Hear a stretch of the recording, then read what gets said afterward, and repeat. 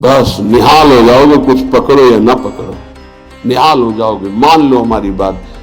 अच्छा, शरीर से कार्य करो, उसके लिए तो नहीं कह रहे कि आप पद्मासन लगाकर बैठो, सिद्धासन लगाकर बैठो। शरीर से कार्यरत रहो। मन में नाम चलता है सिद्धों का, साधकों का मन में नाम नहीं चलता। 2-4 बार चलेगा फिर भाग जाएगा मन विषयों में, आप भूल जाएंगे। ये खूब अनुभव की बात कह रहे हैं, इसमें किसी का तर्क काम नहीं करेगा। अनुभव के आगे तर्क काम नहीं करता, पढ़ी लिखी बात पे तर्क काम करता है। सामने मनोनुकूल विषय आया, भजन छूट गया। मनोनुकूल शरीर आया, संबंधी आया, पद आया, छूट गया नाम। जबकि त्रिभुवन की राज्य लक्ष्मी देने पर भी आधे पल के लिए जो प्रभु का विस्मरण न करे उसे भक्त कहते हैं, उसे भागवत कहते हैं, महाभागवत कहते हैं। ये 20 लक्षण में सबसे पहला लक्षण है नाम जपने में रुचि, स्वाद आ जाता है। स्वाद, ऐसा स्वाद आता है कि रातों जग जग करके उपासक नाम जप करता है। भोजन पाने में डरता है, नाम न छूट जाए। मित्रता करने में डरता है, नाम न छूट जाए। सगे सने संबंधियों से बात करने में डरता है, नाम न छूट जाए। बलिहारी है उसके चरणारविंद की, जो ऐसी नाम में स्वाद वृत्ति आ गई है। ये बड़ी विचित्र माया है। गोस्वामी तुलसीदास जी कह रहे हैं, हे हरि कस न हरहु भ्रम भारी। भारी भ्रम पैदा हो गया, लाख बार समझाओ फिर भी भारी भ्रम है, बहुत विचित्र है, बहुत विचित्र। जो जानता नहीं है उससे गलती हो जाए तो बात चलो गलती हो गई, लेकिन अपने लोग तो जानते हैं ना, सत्संग सुनते हैं, सत्संग कहते हैं, फिर गलती के तो चांस नहीं होने चाहिए। लेकिन सत्संग सुनो और सत्संग करो। नाम जब नहीं करोगे ना तो वही करोगे जिसको कहते हो नहीं करना चाहिए। कागज में लिख लो चाहे दिमाग में लिख लो, ये हम छाती की बात कहते हैं, पढ़ी लिखी बात नहीं। भजन नहीं है तो बोलते रहो त्याग वैराग्य की बातें, सुनाते रहो, तालियां पिटती रहेंगी, लेकिन माया तुम्हें पीटती रहेगी। भजन है कुछ बोलना आता हो ना आता हो, सीधे भगवान से तुम्हारा संबंध हो, जो है वही प्रकाशित हो जाएगा। एक अद्भुत आनंद, जब निज सुख प्रकट होता है तो मन भोगों में नहीं जाता। निज सुख बिन मन हुई की धीरा। यद्यपि मृषा सत्य भाषे, जब लगी नहीं कृपा तुम्हारी। हे हरि कस न हरहु भ्रम भारी। मेरे स्वामी, संसार को सत्य और सुख रूप मान करके आपको भूल जाता हो, भारी भ्रम है, बहुत भ्रम। आप देख लीजिए, देख लीजिए, आपके अनुकूल भोग केवल होना चाहिए, चाहे आंख का हो, चाहे कान का हो, चाहे नाक का हो, चाहे भोग का हो, चाहे किसी। प्रभु की याद नहीं आएगी। देख लेना क्या गजब का आकर्षण है। हर भोग में इतनी सामर्थ्य कि प्रभु को भुलवा दे। गजब।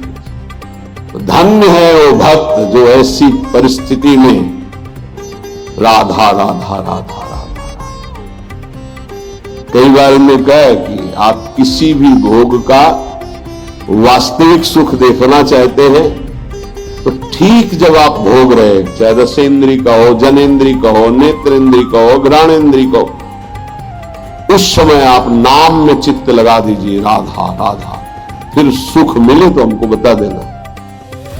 जब नाम भूले और उसमें एकाग्र हुए तो आपकी एकाग्रता और कामना के कारण आपको सुख दिखाई देता है, अन्यथा नहीं।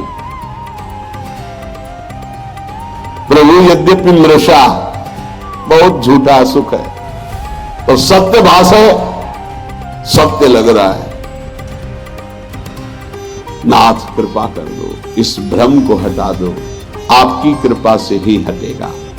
अर्थ अविद्यमान जानियो, संस्कृति नहीं जाई गोसाई, बिन बांधे निज हठ सठ परवश, पर्यो कीर की नाई। प्रभु, यद्यपि यहां जितना कुछ सब मिथ्या है, सत्य है, यहां सब झूठा है। जो पहले था वो अब नहीं, जो अब है वो आगे नहीं रहेगा, खत्म होता जा रहा है। वो शरीर गए जिनको मां पिता कहते थे, गए, उनके मां पिता गए। ये जाने को तैयार है, जो जन्मे हैं वो बढ़ के जाने को तैयार है। होश में यहां कोई टिक नहीं रहा है, सब जा रहे हैं, क्रम से जा रहे हैं, समय से जा रहे हैं अपने अपने। लेकिन यहां जो लेने आए हो, कमाने आए हो, जिसे देव दुर्लभ कहा गया है, उससे क्यों उदासीन हो, उसको क्यों नहीं पकड़ रहे? पर हरि, यद्यपि यह सब झूठा है, पर आपकी माया का इतना आकर्षण है कि सत्य भास रहा है। देखो, बैंक में 1 लाख रुपया जमा है, उसका 5 रुपया भी खर्चा नहीं करना। अगर 5 रुपया मिल जाते तो 1,05,000 रुपया हो गए, 10 और हो गए, 1,15,000। वो जोड़ते अब 2 लाख हो गए, अब 3 लाख हो गए। मरते समय उन्हें 3 लाख का चिंतन हुआ, सांप बन करके उसी घर में बैठे। कितना नाम जप किया, ये खास बात। पर प्रभु, ये बड़ा भ्रम है, बड़ा भ्रम। छोटे मोटे की बात नहीं करते, जिनको ज्ञान है उनकी बात कर रहे हैं, और तो सब उसी में फंसे। अर्थ कौन सा सुख देता है? संख्या का। ये पकड़ी गई है बात। गिनने का बड़ा सुख होता है, एक बार गिन के फिर दोबारा गिनो तो बड़ा मीठा लगेगा। उनको संख्या का बड़ा आकर्षण है, हर विषय का आकर्षण है। चिंतन, भैया खास बात हमारी पकड़ लो। जगत में जो कुछ तुम्हें सत्य भास रहा है, सुख दे रहा है, उसका कारण तुम्हारा चिंतन है। भगवान ने स्पष्ट कहा, ध्यायतो विषयान पुंसान संगास्तेषु उपजायते, संगात संजायते कामा। खास बात, अगर विषय चिंतन ना हो, धन चिंतन ना हो, भोग चिंतन ना हो, और फिर आपको तो कोई उसका महत्व नहीं। समलोष्टात्म कांचना, जिनका चिंतन भगवान में रहता तो माटी का ढेला, सोने का और रुपया सब उनके लिए एक समान रहता है, कोई उसका महत्व नहीं रहता। महत्व न रहते हुए केवल व्यवहार दिखाई देता है, आंतरिक महत्व नहीं होता। प्रभु, मैं जानता हूं, अर्थ अविद्यमान जाने, संस्कृति नहीं जाए गोसाई, बिनु बांधे निज हठ सठ परवश, पर्यो कीर की लाई। मैं जानता हूं कि मेरा शरीर भी छूटेगा, धन भी छूट जाएगा। मैं जानता हूं कि पुत्र आदि परिवार के मेरे नहीं है। नहीं, परिचय बताओ, ये 20 साल पहले कहां थे? अगर आपका बहुत घनिष्ठ प्रेम है कि मेरा इकलौता लाडला पुत्र है, तो ये 20 साल पहले कहां था, आप बताओ। इसके बाद ये जो कहां जाएगा, आप बताओ। कितने दिन रुकेगा, आप बताओ। कुछ नहीं, बेमतलब जैसे स्टेशन में कोई आके मिल जाए और बैठ जाए, हाथ मिलाए, चाय पिए, तो मुझसे अपनापन कर ले, उसकी गाड़ी आई, चले गए, रोना शुरू कर दे। बोले क्यों? बोले वो हमारा दोस्त था, चला गया। ऐसे जानबूझ के हम फंस रहे हैं। प्रभु, जैसे जो तोता है वो जानबूझ करके बन जाता है, कई बार होता है। प्रभु, ऐसे जानबूझ करके हम फंस गए। अब ऐसे और भगवान बीच बीच में सब आसक्तियों को हटाने के लिए विरोध करवाते रहते हैं। कटु वचन, प्रतिकूल व्यवहार, पुत्र से, पत्नी से, पति से, सबसे समझ कोई तेरा नहीं। वो चाहे जितना पिटे, वो चाहेगा उन्हीं को। तब लगता है यार, कैसी विचित्र माया। ये अब भी नहीं समझ पा रहा कि कोई हमको इससे हटाना चाहता है। जिस राग को नहीं छोड़ सकते थे, हटाना चाहता है। अब बोल राधा राधा, निकल पर भगवान की खोज में, तेरा मंगल हो जाएगा। नहीं नहीं, बनो कील मरकट की लाई। सपने व्याधि विविध बाधा जन्म मृत्यु उपस्थित आई, वैद्य अनेक उपाय करे जागे बिनु पीर न जाई। भाई ऐसा है जैसे कोई स्वप्न में देखा कि मेरे पेट में बहुत दर्द हो रहा है और इतना भयानक दर्द कि बस मरने जा रहे हैं। अब तो चिल्ला रहा है स्वप्न में, पेट दर्द कर रहा है दवाई दो, और आवाज बाहर निकल रही है। अब बाहर से बड़े बड़े वैद्य बुला करके उसको दवाई पेट में लगाई जाए तो क्या उसका दुख दूर होगा? विचार करके बताना। बोले नहीं, वैद्य अनेक उपाय करे जागे बिनु पीर। उसको दवाई की जरूरत नहीं। बोले जरूरत क्या, उसे जगा देने की जरूरत। अब न पेट में दर्द है न मृत्यु जैसा कष्ट है, कुछ थोड़ी देर स्वप्न का नशा रहता है जागने के बाद भी, अच्छा या बुरा का। ऐसे ही ब्रह्मबोध होने के बाद भी, कभी कहा गया ब्रह्मबोध होने के बाद भी बिल्कुल वैसे ही जैसे साधन पद्धति में रहे वैसे रहना, क्योंकि स्वाप्निक संसार का प्रभाव काफी देर रहता है। जब ब्रह्मबोध स्थिति लंबे समय तक, तब वो स्थिति, जैसे आप जग गए, लगा स्वप्न है लेकिन उसका प्रभाव रहेगा। अच्छा स्वप्न है, स्वप्न में आपकी मां आई है तो आंसू चलने लगेगा। बुरा स्वप्न है तो भय लगेगा। हम तो ये कह रहे हैं गोस्वामी जी महाराज कि स्वप्न में देखा इतना बड़ा व्याधि पैदा हो गई कि मृत्यु जनित कष्ट हो रहा है, वैद्य बुला के दवा करवा, उसको कोई फायदा मिलेगा? बोले नहीं। फायदा कैसे मिलेगा? बोले जगा दो बस, न रोग है न कोई पीड़ा है, पीड़ा पूरी महसूस होती है। ऐसे ही श्रुति गुरु साधु समृति सम्मत यह दृश्य असत दुखकारी, तेहि बिनु तजे भजे बिनु रघुपति विपति सके को टारी। ऐसे ही ये जो तुम जागृत में देख रहे हो मायाकृत स्वप्न है, मोह निशा सब शोभनिहारा, देखे स्वप्न अनेक प्रकारा। तो बोले वो वैद्य कौन है? बोले वेद है, शास्त्र है, पुराण है और प्रवचन है। ये सब उस दुख मिटाने की औषधि है, पर सबसे पहले उसे जगाओ, उसको जगाओ। तो जगने का मतलब क्या होगा? बोले दृश्य असत दुखकारी, तेहि बिनु तजे वैराग्य, भजे बिनु रघुपति अनुराग, विपति सके को टारी।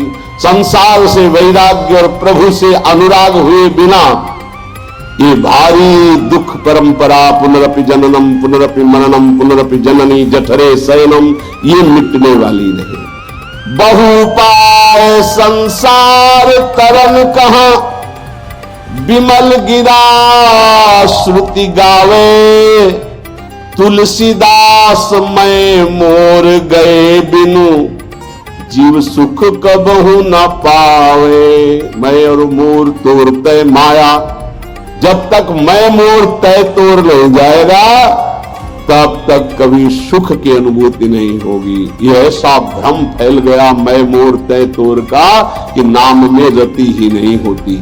तो पहला लक्षण उपाय है, संसार के जितने भोग हैं सब असत हैं। ये जादू के द्वारा रचे हुए हैं। जादू के द्वारा जब सामान रची जाती है तो होती नहीं है, केवल दिखाई देती है। आप छुओगे तो आपको दिखाई देगी, लेकिन आप उसका भोग नहीं कर सकते। उसमें है नहीं कुछ, वो केवल रचना तुम्हारे नेत्रों को मंत्र शक्ति से बांध करके संकल्प के द्वारा की गई। तो ये संकल्प के द्वारा रचना हुई भाई पूरी सृष्टि की। एको हम बहुश्यामा, यहां केवल परमात्म तत्व और वो दिखाई नहीं दे रहा, हमें भोग तत्व दिखाई दे रहा है। रसेंद्रिय का, नाना प्रकार की इंद्रियों का भोग, ये बहुत बड़ा स्वप्न है, बड़ा दीर्घ स्वप्न है। इसको जगाने के लिए संत महात्मा गुरुदेव ये कृपा प्रसाद कर रहे हैं। और जब जग जाओगे तब तुम्हें कोई रोक नहीं पाएगा भगवत प्राप्ति के लिए, क्योंकि पता चल जाएगा झूठा है, कौन सा भोग सत्य है। आप देखो ना कैसी आसक्ति है 100 बार 1000 बार उसी भोग को भोग लो, फिर भी मन कहता नहीं, सुख तो वही है, राधा राधा राधा। ये तो कल्याण के लिए है, सुख वहां है। ये स्वाप्निक, जो सत्य भाव स्वाप्निक बैठ गया है, ये सत्य बैठ गया है। ये पाठ कर लो, नाम जप कर लो, इससे तो कल्याण होगा, लेकिन आनंद जो आएगा वो टीवी में आएगा, गेम खेलने में आएगा, वो इंद्रियों के भोगों में आएगा। ये तो कल्याण के लिए है। तो ये पता लिए कि आनंद है तो भगवान में, और दुख है तो दुखालय मसास्तम संस। बड़ा विचित्र माया का जाल बिछा हुआ है, जिसने उन्हें बिछाया वही तुम्हें निकालने के लिए कृपा भी कर रहे, सत्संग मिल रहा है। पहला है नाम जप, बैठा लो। भक्ति का पहला लक्षण है अव्यावृत भजना, अखंड भजन, निरंतर भजन। भजन नहीं है तो भक्ति की पहली सीढ़ी ही नहीं तुम्हारे, तो फिर महल पर कैसे पहुंच जाओगे। पहला लक्षण राधा राधा राधा राधा, खूब नाम जप। दूसरा लक्षण, उस भक्त की जिह्वा से कभी भी किसी की निंदा नहीं निकल सकती। इनको अपने जीवन में स्वाध्याय के रूप में रखकर आचरण में उतारना चाहिए। कभी भूल कर किसी की निंदा मत करो, नहीं आपका भजन करने का भाव नष्ट हो जाएगा और भजन नष्ट हो जाएगा। तीसरा, चाहे जितनी अच्छी वस्तु आ जाए, चाहे जितना बड़ा मित्र आ जाए या कोई भी सांसारिक पद प्रतिष्ठा, कभी हर्षित मत होना। हर्षित होगे तो भगवान का भजन छूट जाएगा। हर्ष मत करना। ये हर्ष द्वंद्व के अंदर आता है, हर्ष और शोक। बढ़िया कोई गाड़ी आई, कोई सामग्री आई, कोई हर्षित हो गए तो अगला लिखा है फिर आपको शोकित होना पड़े। हर्ष और शोक दोनों भजन को छीन लेते हैं, भजन नहीं होने देते। भगवान की माया के द्वारा प्रेरित होकर के जब आप नाम जप करेंगे, किसी की निंदा नहीं करेंगे, तो आपके सामने ऐसे पदार्थ, वस्तु, व्यक्ति, ऐसे पद आएंगे कि आपको हर्षित कर दे। हर्षित मत होना, प्रसन्न होना, आनंदित होना ये प्रभु से होता है, माया के द्वारा हर्ष होता है। हर्ष शोक भय नहीं मन माही, अस सज्जन मम उर्वस कैसे, लोभी हृदय बसे धनु जैसे। भगवान कहते मेरे भक्त के अंदर हर्ष नहीं होता। हर्ष शोक भय नहीं मन माही। तीसरा ये, भगवान की माया के द्वारा कुछ भी आपके पास भेजा जाए, आप हर्षित नहीं होइएगा। ये ध्यान रखिएगा, ये माया रचित वस्तु से हमें आनंदित नहीं होना। यदि नहीं हुए तो तुम शोकित नहीं होगे जब कोई नष्ट होगा, और जब हर्ष शोक नहीं होगा तो नाम चलेगा। जैसे एकांतिक में कई बार प्रश्न करते हैं कि हमारा पुत्र मर गया, भगवान पर श्रद्धा नहीं रही, हमारा तो भजन ही चौपट हो गया, अब हमारी श्रद्धा नहीं रही, वो हमारा सब काम चौपट हो गया। जब से भजन शुरू किया सब बाधाएं खड़ी हो गई, हमारी श्रद्धा नहीं रही। क्यों? पाप नष्ट हो रहे। भजन शुरू किया, माया ने विघ्न रूप प्रारब्ध को सामने खड़ा कर दिया। अगर चुपचाप सह गए, शोक आ गया है, नाम चल रहा है, चिंता मत करो, शोक आनंद में बदल जाएगा। हर्ष आया है, हर्षित मत हो, नाम जप करो, यही निरंतर आनंद में बदल जाएगा। हर्षित हुए तो शोकित होना पड़ेगा, शोकित हुए तो सब निराशा छा जाएगी, न प्रभु में आशा रह जाएगी न भजन में। चौथा, यदि कभी तुम्हारे सामने ऐसी परिस्थिति है किसी की कि वो बड़े दुख में है और तुम उसका दुख दूर करने में शरीर से, धन से, वस्तु से सक्षम हो, तो तुम्हें कभी उसकी उपेक्षा नहीं करनी चाहिए। ये बात जरूर ध्यान रखें, इससे बहुत लाभ होता है। किसी के दुख को देख करके उपेक्षा न करे। यदि अपने को अवसर मिला है तो श्री जी का बगीचा है, उसके सामने कोई सावन के समय, ये हो सकता है 18-20 वर्ष की बात हो, बाहरी कोई संत भगवान वयोवृद्ध आए थे, तो उसी बगीचे के गेट के पास ऐसे जो परिक्रमा का किनारा है पड़े थे और बहुत उनको शौच,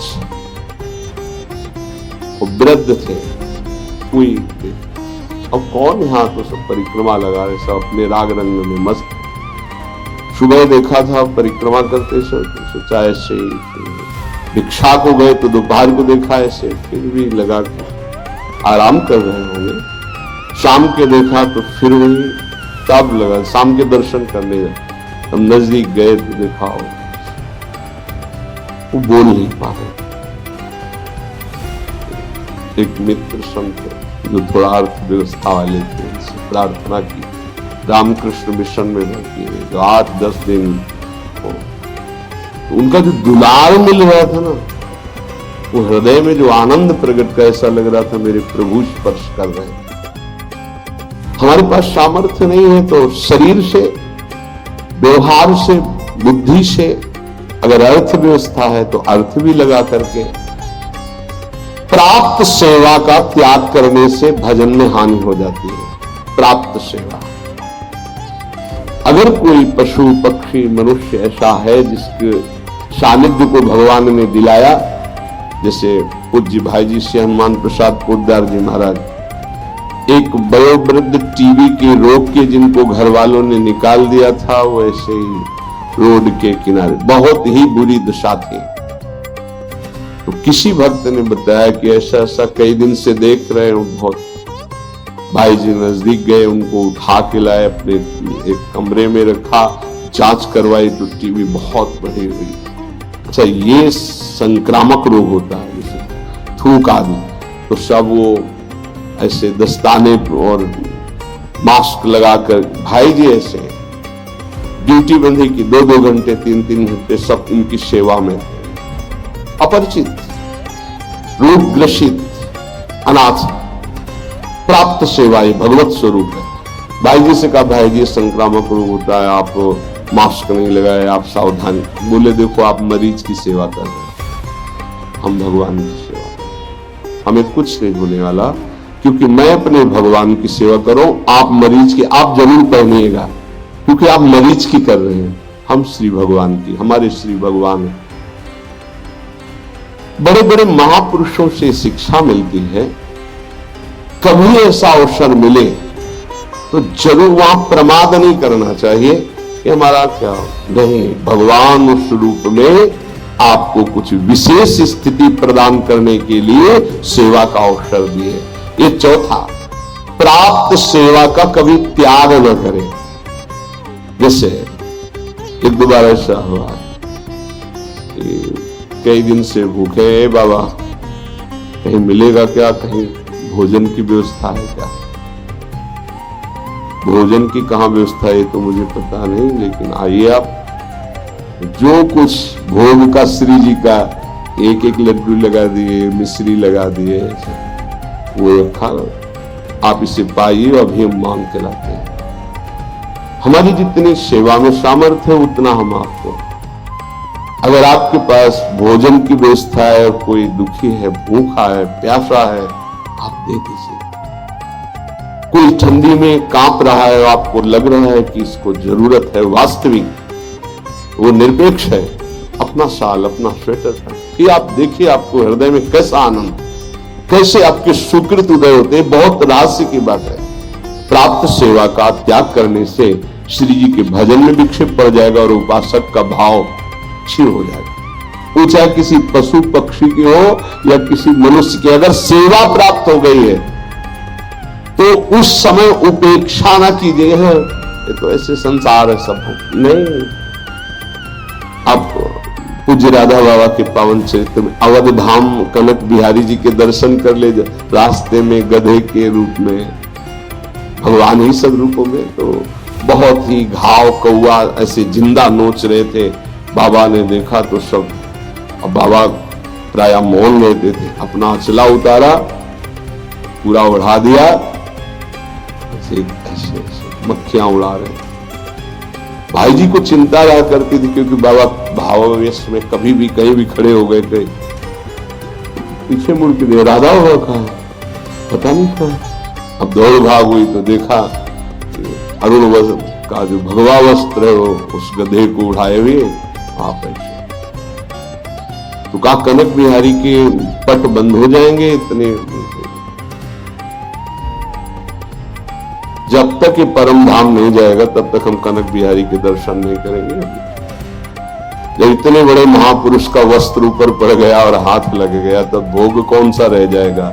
प्रारब्ध क्षय हुआ, शरीर पूरा हुआ, अवध धाम में शरीर पूरा हुआ, वो भगवान को प्राप्त हुआ, क्योंकि महाभागवत बैठे हुए दुलार कर रहे। पशु पक्षी कोई भी, प्राय महान भागवतों में दृश्य देखा गया। पांचवा, भारी दुख उपस्थित होने पर भी किसी से सहयोग ना मांगे। भक्त, हमें नहीं मांगना, हमें प्रभु की तरफ देखना। अगर उनकी तरफ से कोई भेजा हुआ है तो मानते हैं कि निमित्त बनाकर प्रभु ने इसको भेजा है, हमारी कोई पर्सनल मांग नहीं, पर्सनल संबंध नहीं। तभी आप भगवत भाव को जान पाएंगे कि कितनी कृपा हम पर है।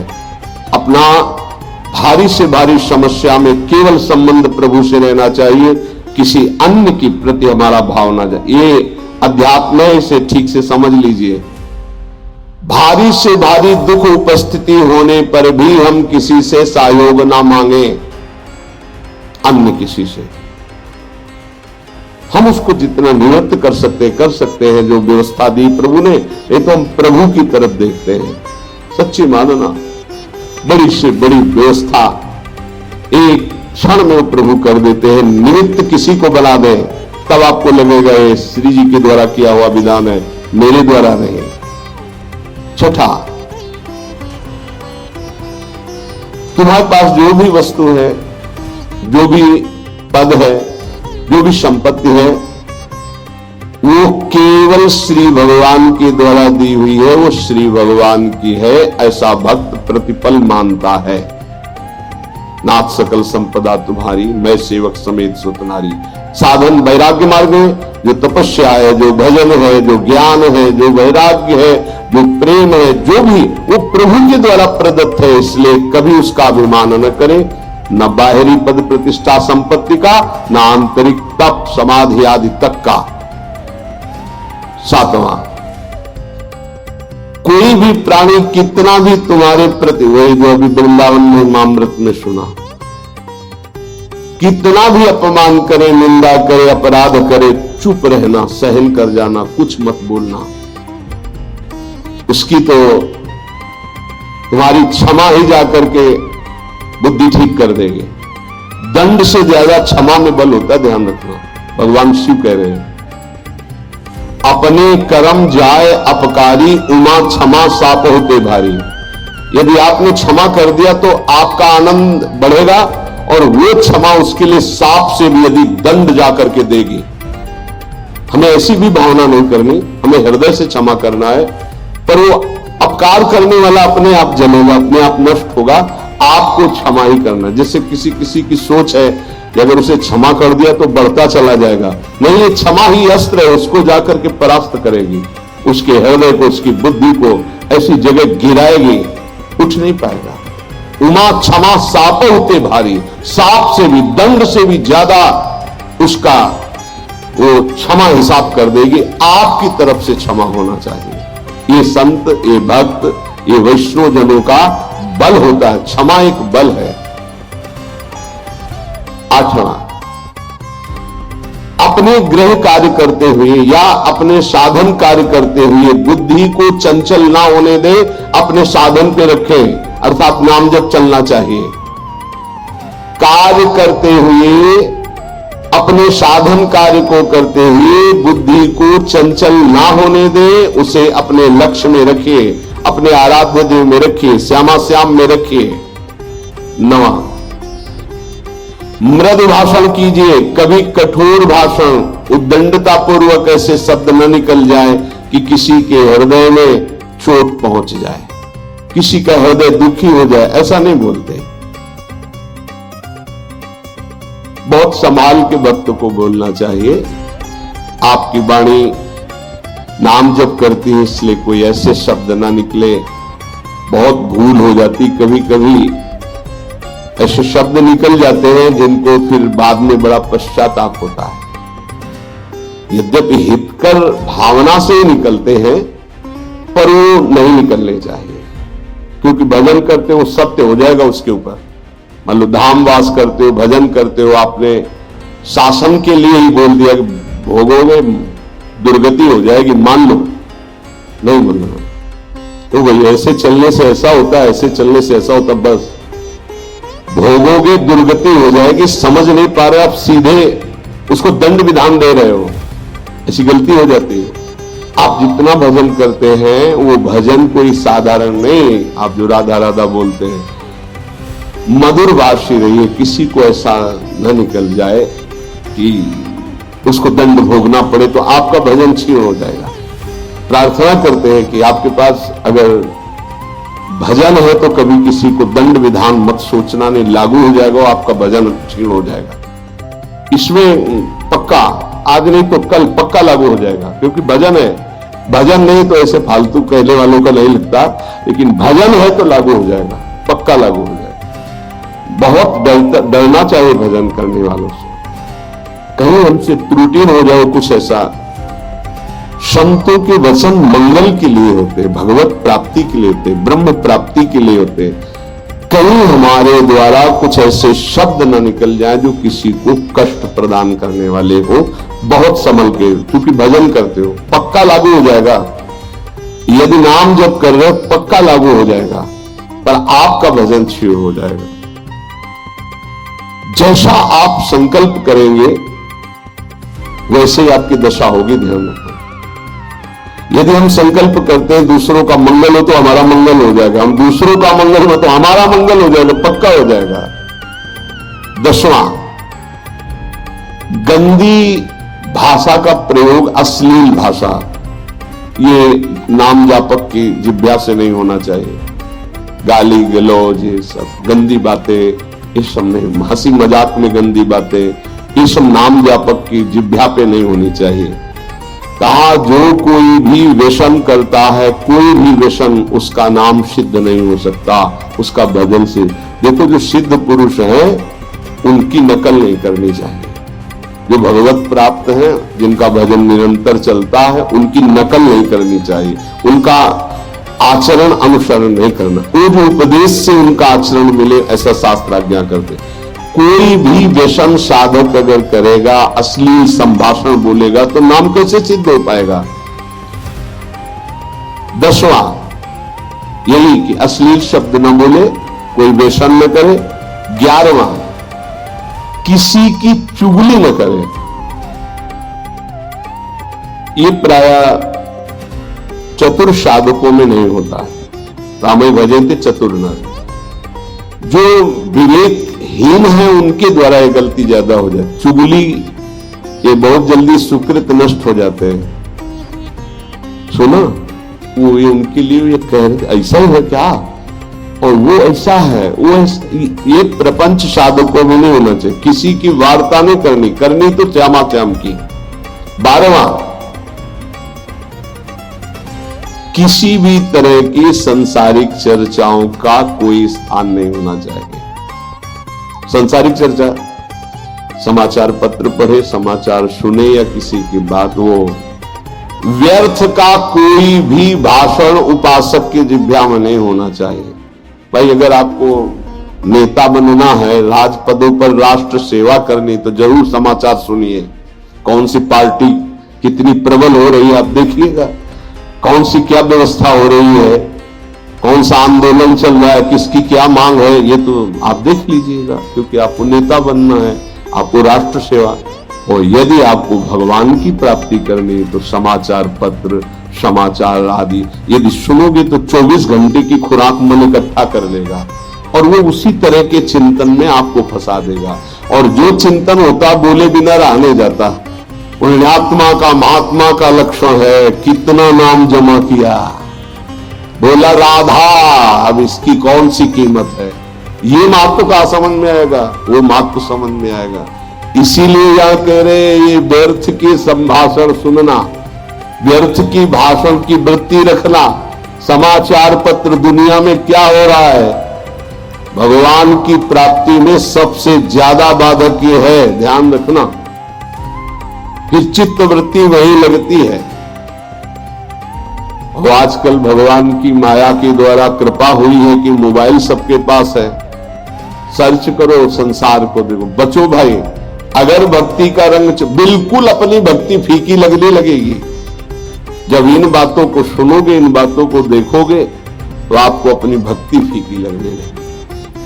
हाँ, लगने लगेगा। माया बहुत प्रचंड है, तभी तो बड़े बड़े त्राहिमाम बोलते इस माया के आगे। ऐसे ऐसे महान भागवत हुए, ऐसे रोटी मांगी 2 टुकड़े मिले, ऐसे चबाया, रात दिन भजन कर रहे हैं। क्या मिला उनको? अनंत कोटि ब्रह्मांडों का ईश्वर उसके अधीन हो गया। अब आप थोड़ा सा विचार करो, भारत में कितना रुपया होगा? ऐसे कितने बड़े बड़े देश हैं जो इससे भी ज्यादा समृद्ध और धनशाली, अमेरिका, सब जगह कितना रुपया, सोना चांदी जो उखड़ आया है बाहर, कितना दबा है, कितना ऐसा विश्व में है। और जितना सब कुछ है, धनाध्यक्ष कुबेर के कोने के बराबर नहीं है। और धनाध्यक्ष कुबेर के पास जितना, वो लक्ष्मी जी के चरण चिन्ह में विराजमान है। और लक्ष्मी जी भगवान नारायण के चरणों को सहलाती रहती है। भगवान अर्धनिमीलित नेत्रों में उनकी तरफ देखते भी नहीं। अब आप विचार करो, ऐसे भगवान की आप आराधना कर रहे हो, आपको संसारिक रुपया, पैसा, महत्व जाग जाए तो हानि नहीं हो गई। जैसे वमन को देख करके घृणा पैदा होती है, ऐसी बातों को सुन करके घृणा पैदा होना चाहिए। लेकिन संसारिक महत्व जागृत हो जाए। उपासक को चाहिए कि ये सब बातें कभी ना सुने, बड़ा प्रभाव होता है। कुल्ल जी, अल्लाह जी का चरित्र सुना, उसमें जो छोटे भाई थे जन्म से वैरागी हुए, लेकिन जब जवान थे एक जंगल में पड़े हुए थे, विश्राम कर रहे थे, तो वहीं आकर के राजकुमार की पूरी सवारी, अब वहां बहुत सी नृत्यांगनाओं, सब राज सुख पड़े पड़े देखते रहे। उनके मन में आया कि बचपन से भगवान का भजन कर रहे हैं, यार सुखी जीवन तो यही है। समय समय पर सब सेवाएं और अप्सराएं नाच रही, विविध प्रकार के। मन में छा गई वासना की यार सुख तो राजकुमार को ही, इस जन्म में राजकुमार से ही मित्रता हुई, साथ ही उनको दूसरा जन्म लेना पड़ा। और वैसे ही भोग सामग्री, वैसे ही ये तो कहो भगवान का भजन कर रहे थे तो उनके भाई बड़े भजनानंदी निकले, जिससे उनके हृदय में पुनः भक्ति जागृत हो गई। एक भी बात अगर तुम्हारे हृदय में वासनात्मक रहेगी तो कुछ नहीं बनने वाला। वो वासना जब तक तुम्हारी पूरी नहीं होगी, आगे न भजन बढ़ेगा न भगवत प्राप्ति होगी। कहे अनपायनी भक्ति दो, विभीषण जी कह रहे हैं, बोले नहीं पहले लंकाधिपति बनो, क्योंकि पहले तुम हृदय में उड़कछ प्रथम वासना रही। ए भाई कुछ नहीं है, कुछ नहीं। इतना रुपया, इतना सब कुछ, कुबेर के खजाने के कोने में, कुबेर भगवान के बहुत छोटे सेवक हैं, कुछ नहीं, ये मायाकृत है। अंदर से अगर ये सब गणनाएं, ये सब सुनना, ये सब बोलना, ये सब चर्चा, तो आप भगवत विमुख हो जाएंगे, इसका महत्व जागृत हो जाएगा।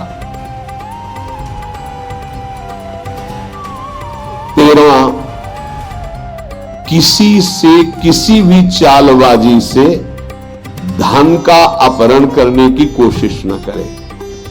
ये ले जाओ, दूसरा छू लेगा तो काम नहीं करेगा, देख ना पावे ऐसी जगह रखना, वो कहीं ना कहीं तो रखेगा, काम नहीं बना, किसी ने छुआ होगा, पक्का वो मंत्र था ऐसा ना, किसी ने छुआ होगा। ऐसी ऐसी चालबाजियां, ऐसे ऐसे, तो यहां जो इशारा कर रहे हैं उड़िया बाबा कि साधक होकर के किसी भी तरह की ऐसी कोई धन अपहरण करने की बातें न की जाएं। 14, कोई भी भगवत विमुख कार्य ना किया जाए जिससे हमारा भजन छूट जाए, ऐसे कार्यों का कोई अनुष्ठान न ले।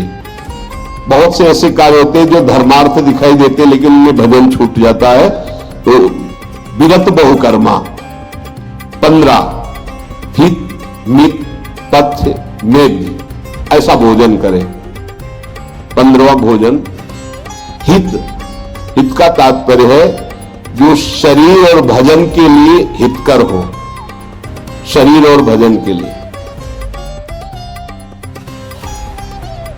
देखो ये जो गरम मसाले आते हैं, स्वाद तो भले आपको अच्छा लगता हो लेकिन आपके शरीर और भजन के लिए हितकर नहीं। जो जिससे नहीं सब्जियों में डालते हैं, क्योंकि उसमें कुछ ऐसे होते हैं जिनमें वो सब पड़ा होता है, जो निषेध है सात्विक वृत्तियों का, पर बनता स्वादिष्ट उन्हीं से। हल्दी, धनिया, नमक और छौंक लगा दो, पूरा सात्विक भोजन। हल्दी पीस लो अपने घर में, धनिया पीस लो, नमक, तो आपको स्वाद नहीं मिलेगा लेकिन स्वास्थ्य ठीक रहेगा और आपका भजन होगा। वो हितकर नहीं है आपके, वो स्वाद तो जरूर बना देगा लेकिन भजन नहीं बनाएगा। पहला है भोजन हित, आपका भजन बने और आपका स्वास्थ्य ठीक रहे। कुछ ऐसी पदार्थ पड़ते हैं जिनसे एसिडिटी बने, जलन पैदा है, खट्टी डका, भजन में मन लगेगा, थोड़ी थोड़ी देर में वो जलन कर।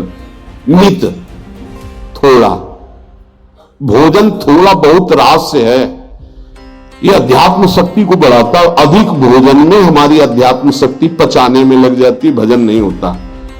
भोजन पर बहुत ध्यान देने की बात है। हित और मित, मित माने थोड़ा, अल्पाहार। और पथ्य, जो रोग प्रदान करने वाला न हो, जैसे आप बैंगन है, बहुत सी ऐसी बादी करने वाली वस्तुएं हैं, वो लिप लिप लिप लिप होती, भुइयां कहते हैं, क्या कहते हैं अरबी, तो आप गांव में भुइयां कहते हैं यार, अरबी फारसी वो नहीं। ये सब चीजें जैसे स्वाद के लिए उड़द की दाल, ये बहुत से ऐसे पदार्थ हैं जो आपको वायु रोग से ग्रसित करेंगे, कब्ज बनाएंगे, भजन में रुचि नहीं होगी। और मेघ, पवित्र भोजन, भगवत प्रसाद रूप, जो प्रभु को अर्पित किया। हित मित पथ्य और मेघ, बुद्धिवर्धक पवित्र भोजन। हित भजन बढ़ाने वाला, स्वास्थ्य पुष्ट करने वाला। देखो हर चीज सात्विक थोड़ा अधिक होने पर राजसिक हो जाती है और पूरा अधिक होने पर तामसिक हो जाती है। जैसे दूध, दही, घी, खीर आदि, जैसे ये सात्विक है तो कितना, आगे लिखा मित, थोड़ा। सात्विक आहार भी थोड़ा ज्यादा हुआ तो रजोगुणी हो जाएगा, कामादि की इच्छा पैदा कर देगा, और अधिक हो गया तो तमोगुणी, निद्रा, आलस्य, प्रमादोत्थम, तत्तामस मुदातम। सात्विक आहार, फिर तामसिक आहार की बात क्या। 16, अपने विचार को कभी भी किसी के आगे मत बताओ। जो आपका निरंतर भजन चल रहा है, जो भजन की अनुभूतियां हैं, जो आपकी दिव्यता है, किसी के आगे मत बोलो। 17, ये सब आने पर भी गुरु कृपा समझो, कभी अभिमान ना करो। हमारे अंदर जो दिव्यता आ रही है वो गुरु कृपा से आ रही है, साधन तो एक निमित्त मात्र है, कभी अभिमान न करें। 18, सदैव चाहे कल वैष्णव हुआ हो, ये नहीं देखना कि हम तो 25 वर्ष से वैष्णव, 50 वर्ष से, अगर कल वो दीक्षा ली हो, वैष्णव चिन्ह धारण किए हैं, तो हाथ जोड़कर उसको प्रणाम करो। ये शालिग्राम भगवान आज विराजमान किए गए हो या 1000 वर्ष से पूजित आ रहे हो, उसमें कोई अंतर है क्या? तो आज वैष्णव बना है, चाहे हजारों वर्ष से वैष्णव पद्धति चली है, तो हमको नमस्कार उस वैष्णव वेश को, वैष्णव चिन्ह को करना है। एक बार मधुकर शाह की यही परीक्षा लेने के लिए नगर वालों ने उपहास किया। एक गधा को नाम का दुपट्टा उड़ाया जिसमें नाम लिखा हुआ था और तुलसी की मोटी माला डाली और 12 तिलक लगाए। जब वो ठाकुर जी की सेवा करके निकले तो बाहर ही तो वो लोग खड़े थे देखने के लिए, अब क्या करेंगे, ये वैष्णव जनों को प्रणाम करते। तो साष्टांग दंडवत किया, परिक्रमा की, तो लोग उपहास करने लगे। तो उनका अहोभाग्य मेरी भक्ति का चमत्कार कि मेरे राज्य का गधा भी वैष्णव है। और साष्टांग दंडवत कर उनको क्या पता चले कि किस कोटि के महापुरुष मधुकर शाह जी। तो उपासक को चाहिए कि छोटे से भी छोटे वैष्णव भगवान को वैसे ही आदर करे जैसे बड़े महापुरुष हो। हमारी दृष्टि वैष्णव पर, किसी वैष्णव पर दृष्टि गई तो ऐसे होना चाहिए। सब देखो पूज्य महाजन जैसा करते, गुरुदेव भगवान के सामने ही सब हमारे गुरु भाई बैठते हैं, शिष्यजन सरकार पंचांग प्रणाम करते हैं। क्या है, किसको प्रणाम? जो मंत्र है, हाँ वो मंत्र आचार्य के द्वारा मिला हो वही इनके, ये समान भाव से पूज्य हो गए। ऐसे भाव से पूजन। पूज्य श्री चंद्रशेखर बाबा की एक घटना उनके शिष्य बता रहे थे कि एक दिन बाबा के चरण पादुका में छू गए शिष्य की। तो बाबा बैठ करके पादुका को, अरे बाबा मार दिया ये तो हमारी पादुका। बोले नहीं, इसमें वैष्णव चरण, वैष्णव चरण पादुका। उस महापुरुषों की चेष्टाओं से पता चलता है कि वैष्णव का कितना आदर किया जाता है। तो चाहे कल वैष्णव हुआ हो, वो वैष्णव चिन्हों से चिन्हित है, उसका आदर, उसका सम्मान मानो, प्रभु को प्रसन्न करना है। 19वां, अपना भागवतिक गुण छुपा करके दैन्य भाव दिखावे। सब कलाओं में प्रवीण महान विद्वान होते हुए भी दूसरे की सरल भाषा से कही हुई बात सुने चुपचाप, अपने को कि हमें सब आता है, विद्वान है, अपने गुणों को प्रकाशित न करे, अपने गुणों को छुपाकर दैन्य है। आखिरी में जब भगवत प्रेरणा होती तब वो बोलते हैं जैसे जड़ भरत जी, जब रघुगण को अधिकारी पाया तो उपदेश दे दिया, नहीं तो सब उनको पागल ही समझते थे। 20वां, यदि भगवत प्राप्ति करनी है तो बाहरी कोई ऐसा श्रृंगार न करे जो रजोगुणी कामवर्धक होता है। अब अगर साधक हो के उपदेशक होकर भगवत मार्ग का उपदेश देने के लिए यदि गाल चमकाना पड़े किसी पदार्थ से, अरे भाई ब्रह्मचर्य रहो, खूब नाम जप करो तो अपने आप चमकने लगेगा। शरीर स्वस्थ हो और ब्रह्मचर्य रहे और नाम जप करे तो अपने आप मुख प्रसन्न तन तेज विराजा। आजकल किसी किसी के बहुत चमकते हैं, वो लगा करके, चिकनाहट लगा करके, तो तुम खुद ही रजोगुणी लगाए हो तो कैसे उपदेश काम करेगा? श्रृंगारिक बनावटी शरीर की महिमा तुम्हारे अंदर बैठी है तो तुम सच्चिदानंद की जागृति कर दोगे उपदेश से या सुन करके? नहीं, बिल्कुल नहीं। रज लगाओ, 12 तिलक लगाओ, कंठी धारण करो, नाम जप करो, भगवद आश्रित रहो, ये सब ठीक नहीं है। बाहरी श्रृंगार करना, अब जैसे कि हम गोपी हैं या हम सखी हैं तो भाव बनाने से गोपी सखी हो जाएगा क्या? एक एक बाल उखड़वा लिया यहां का, ऐसे कि हम सखी श्री कृष्ण से मोहित हो जाएंगे? अरे कोटि मनमथ मनमथा, वो भाव से मोहित होते हैं। देखो हमारे गोपी भावापन्न महापुरुषों के चरित्र पढ़ के देखो। कौपिन, एक मार्किन, टाट बिछा हुआ, श्री कृष्ण के संग रास में खेल रहे, बाहर से ऐसे उदासीन। ये बाहरी श्रृंगार, स्नो पाउडर, दुनिया की लाली लिपस्टिक लगा के श्री कृष्ण को नहीं रिझाया जाता। ये सखी और गोपी, इनसे नहीं बना जाता। ये बवाल है रजोगुण का। इससे श्री कृष्ण जानते, श्री कृष्ण की कौन सा श्रृंगार होता है?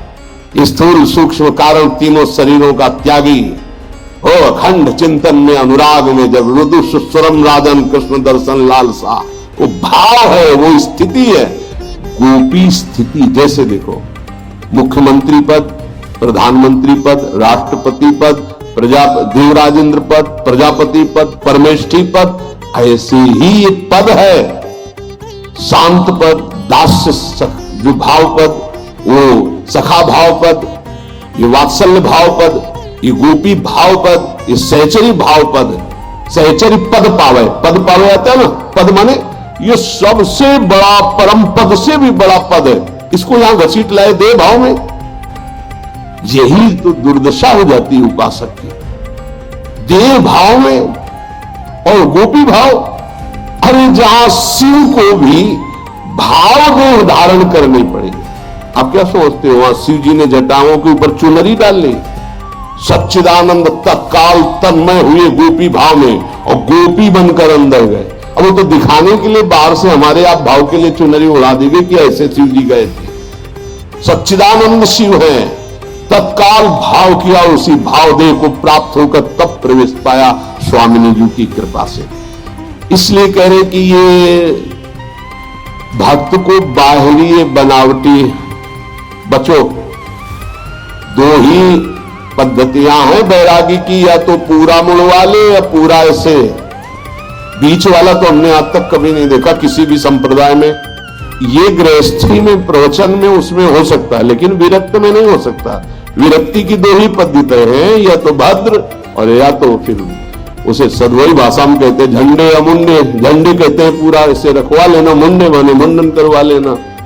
ये श्रृंगार भागवती श्री जी के चरण चिन्ह का निर्माण, रज लगी चरण रज और उनका प्रसादी चंदन, द्वादश तिलक कंठी है अपना सब।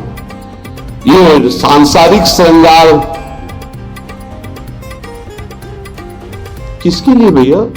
किसको रिझाना है? प्रिया प्रीतम को रिझाना है। ऐसे रज लो, ऐसे लगाओ पूरे, राधा राधा राधा राधा राधा। यदि भगवत प्राप्ति करनी भाई, और कुछ प्राप्ति करनी हो तो फिर क्षमा कीजिएगा, ये सत्संग केवल भगवत प्राप्ति के लिए। विश्वा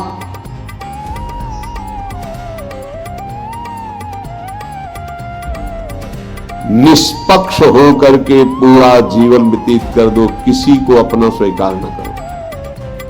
निरपेक्ष, निष्पक्ष, कोई अपना नहीं, किसी की अपेक्षा नहीं, वो श्री भगवान को प्राप्त कर लेता है। ये 20 महान सद्गुण भक्त में जागृत हो जाते हैं। अगर ये याद न रहे तो एक बात याद कर लो, राधा राधा राधा, सब आ जाएंगे, अपने आप सब आ जाएंगे। धैर्य पूर्वक हमारी प्रार्थना मान लीजिए, मनुष्य जीवन का परम लाभ जितना नाम इकट्ठा कर लो, ये तुम्हारे बाद में काम में आएगा।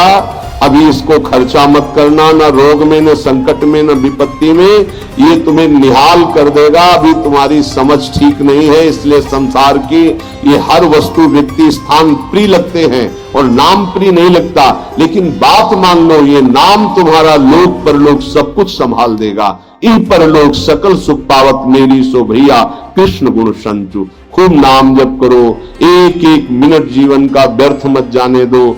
जैसी भी परिस्थिति है उससे लड़ना सीखो, भागना नहीं।